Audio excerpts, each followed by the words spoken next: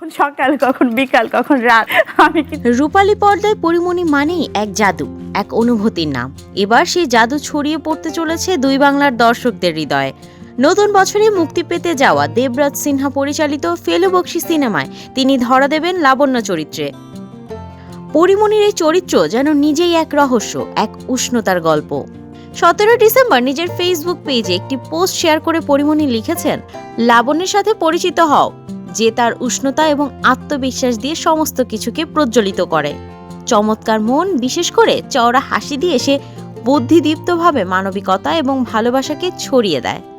পরিমণির এই লুকে ভক্তরা একের পর এক মুগ্ধতা প্রকাশ করেছেন। কেউ শুভকামনা জানিয়েছেন, কেউ বা মন্তব্য করেছেন অপেক্ষায় আছে। লাবণ্য চরিত্রে অভিনয় প্রসঙ্গে পরিমণি বলেন, লাবণ্য চরিত্রটা যখন পড়লাম তখন মনের মধ্যে আত্মবিশ্বাস তৈরি হয়েছিল, এটা আমি ভালোভাবে ফুটিয়ে তুলতে পারবো। সেই কারণেই চরিত্রটা করেছি। কতটা ভালো পেরেছি বা পারছি সেটা দর্শক বলবে। লাবণ্য যেন এক প্রতীক উষ্ণতার, আত্মবিশ্বাসের আর মানবিকতার।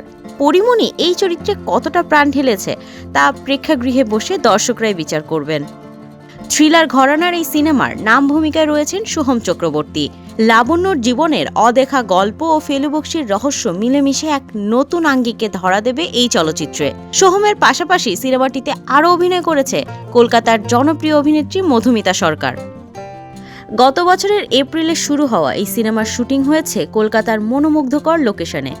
পরিচালক দেবরাজ সিনহার তত্ত্বাবধানে সিনেমাটি শুধু একটি গল্প বলার মাধ্যম নয়, বরং একটি অভিজ্ঞতা হয়ে উঠেছে।